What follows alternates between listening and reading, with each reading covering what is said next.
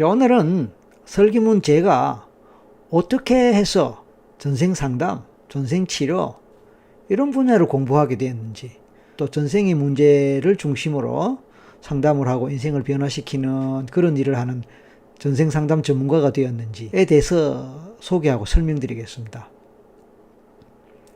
처음으로 이제 전생 치료니 또는 전생 여행이니 뭐 전생에 관한 것을 다루는 그런 얘기가 처음으로 시작됐다고 볼 수 있는 것은 1990년대 그때라고 할 수 있습니다.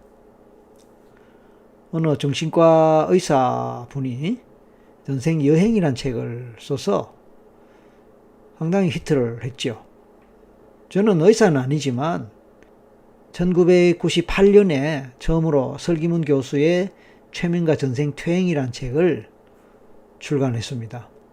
그리고 2000년에 설 교수가 안내하면 혼자서도 전생 가기 참 쉽다, 뭐 이런 또 저서로 전생에 대해서 궁금해하는 많은 독자들에게 다가갔던 그런 적도 있었습니다. 특히 1990년대 후반에 TV를 비롯한 언론에서는 전생이니 전생치료니 이런 데 대해서 많은 관심을 가졌고, 그래서 그런 내용을 다루는 프로그램들이 굉장히 많았던 것 같습니다. 그래서 저도 그때 당시에 막 이제 전생 전문가가 된 시점이었기 때문에 TV에 출연하고 TV에서 소개되기도 하고 그랬더랬습니다. 전생이라고 하면은 보통 불교나 종교적 차원에서 생각하기가 쉽지, 저처럼 학문하는 사람이 전생이 어떻고 좀 이상하게 생각될 수가 있겠죠.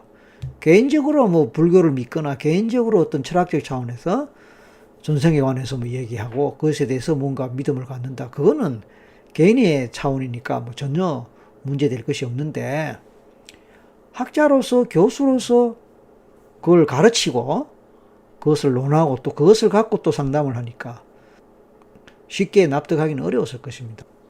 저는 원래 대학과 대학원에서 교육학과 심리학을 공부했습니다.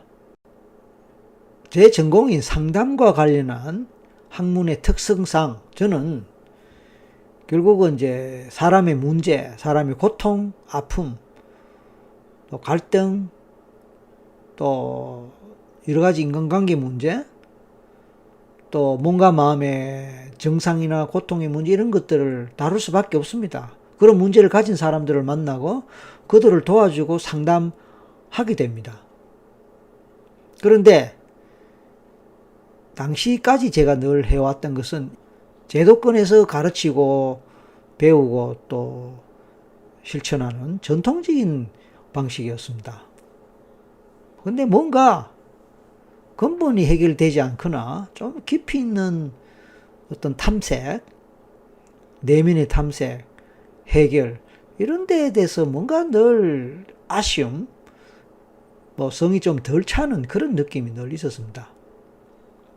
돌아보면 그것은 영적인 문제와 잠재의식 또는 무의식에 관련한 접근이 제대로 되지 않고 그런 문제를 제대로 취급할 수 없었음에 대한 아쉬움이 아니었던가라는 생각을 해봅니다.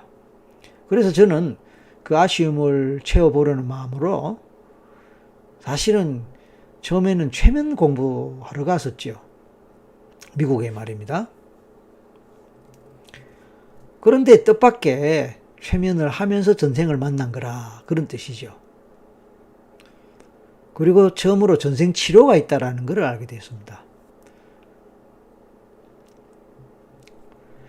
처음으로 최면과 전생 치료를 배웠던 시애틀의 웰리스 연구소에는 수많은 정신과 의사들, 또 기타 다른 의사, 다른 분야 의사들 포함해서, 그리고 심리학자들, 그리고 의료인들 등등 많이 참석을 했었는데, 그곳에서 아주 새로운 충격을 받게 됐습니다. 그 일을 계기로 저는 최면에 대해서 매료를 느끼고 최면에 푹 빠졌다, 이렇게 볼 수 있습니다. 뿐만 아니고 전생에 관해서도 막연하게 불교적 차원에서만 생각했고 이해하고자 했던 그런 것이 현실적으로 해결을 해내고 개선하고 뭔가 사람의 인생을 바꾸는 그런 실질적인 효과를 발휘하니까 단순하게 신비하다, 신기하다 그렇게만 알고 넘어가기에는 부족하죠. 그래서 저는 보다 적극적으로 그 공부에도 매달렸고 또 임상 경험에도 매달리면서 또 제자들, 후배들에게 강의하고 소개하는 일에도 게을리하지 않았고 또 많은 일반인들에게도 또 이런 것을 가르치고 보급해 왔습니다. 사실 전생 치료나 전생 상담이라는 것은 전생의 실제 유무, 전생 기억으로 떠올렸던 그 기억이 정말로 진짜냐, 사실이냐, 아니냐 이런 것을 따지지 않습니다. 그런 것과 상관없이 상담을 받는 사람, 즉 내담자의 마음속에 존재하는 다양한 내면의 모습을 자신의 일부로 받아들이고 인정하며 그 상태를 전생 치료적 차원 또는 전생 상담적 차원에서 접근하여 흔히 말하는 심리치료 또는 상담의 차원에서 도움 주고 해결하고자 하는 그런 접근이자 방법으로서 의미가 있다 이렇게 볼 수 있습니다. 무의식이라든지 잠재의식 또는 내면에 깊이 내포되어 있는 또 특정한 전생과 관련한 이런 기억이라 그럴까 내면의 세계 이런 것들을 추가적으로 이제 더 다룰 수 있게 되니까 저의 상담의 차원은 한층 달라졌고 수준도 깊어지고 높아졌다. 뭐 그렇게 볼 수 있을 것 같습니다. 사람들은 전생이라 하면 앞에서도 말씀드렸듯이 불교적 차원에서만 생각하거나 아니면 조금 더 넓은 의미에서 동양의 개념으로만 이해하는 경우가 많습니다. 하지만 전 세계적으로 전생에 관한 것은 사람들이 관심을 많이 갖고 있어요. 그리고 특히 미국을 비롯한 서양 선진국에서는 오히려 전생과 관련한 이런 걸 체계적으로 연구하는 역사가 우리보다 훨씬 오래됐단 말씀이에요. 그리고 전생치료법이라는 이 자체가 이미 미국에서 발달된 거다. 그렇게 말씀할 수 있는데 그러니까 다른 사람들이 잘 이해를 못하는 경향도 있습니다.